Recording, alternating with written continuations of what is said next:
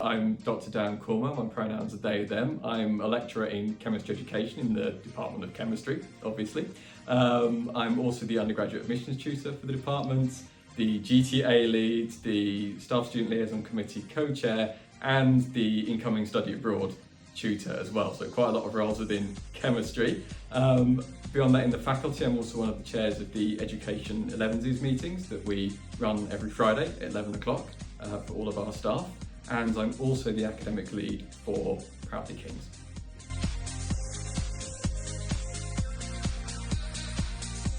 Main remit is chemistry education, so I work mostly on innovative and creative ways of teaching in our classrooms. So I've got a number of strands of research that I'm interested in. So some of them are things like active learning and team-based learning methodologies, so how we can improve the student experience in the classroom.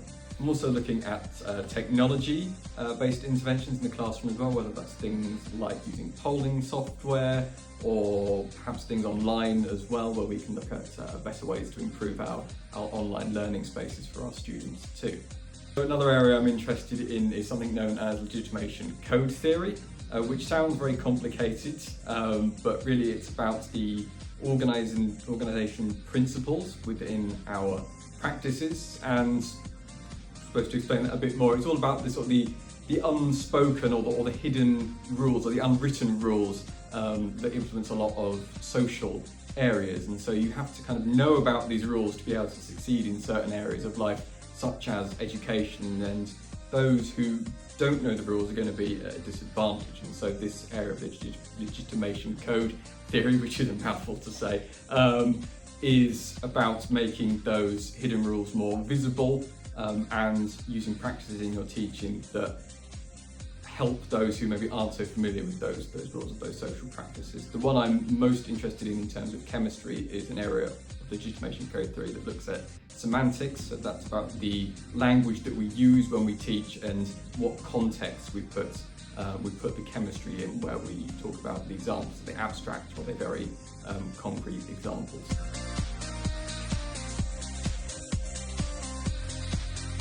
I wanted to join the committee to get to know more people from this community, but also to help, I suppose, build the community further within Kings. And so one of the first things I really wanted to do when I joined the committee was to help plan some of the social events that we were putting on.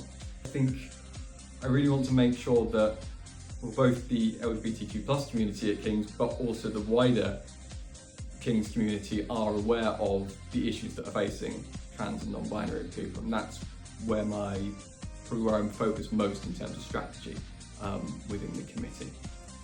So more recently, in 2022, I took on the role of academic lead on the Proudly Kings committee, and my role there is to ensure that our messages are reaching the academic community at Kings. So that's our academic staff and our PGR students as well, and that's to make sure that they know what we're doing as a committee, know what we're doing as a network, and also to let them know they are welcome to join the network and to attend our events as well.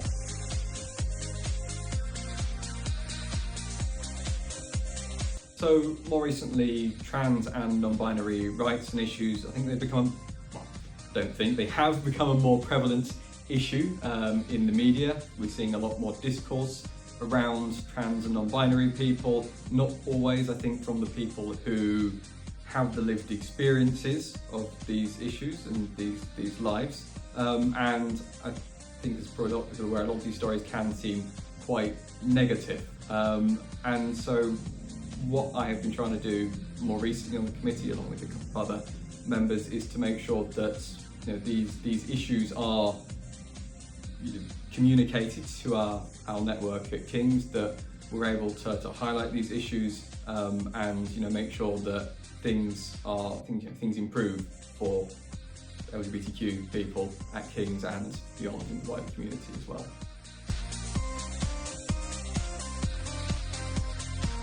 Okay, so in July we've got our Pride Parade. So on the 1st of July, Proudly Kings will be at the main London Pride Parade. We have a float.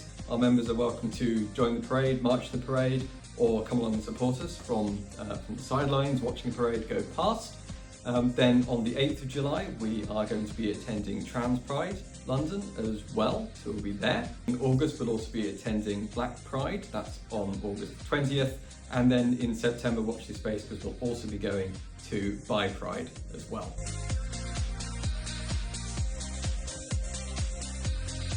People would like to know more about Proudly Kings, you can go to our website. It's really easy to find, just Google Proudly Kings, we should be the first result that comes up. And then we've got a lovely website designed by some other wonderful members on the committee. They put a lot of work into making it look really bright and colourful, and lots of great photographs on there. If you want one of the nice Proudly Kings lanyards like I'm wearing here, you can sign an ally pledge, and then you can go and collect your lanyard as well. Or you can also get our rainbow email signatures as well, our Proudly Kings email signatures too. And the website is the best place to keep up to date with what events we're going to be running, and you can also sign up for our newsletter, which will tell you about all the events, all the pledges, and all the relevant news that's going on for our network at Kings, and some of the news from the wider community as well.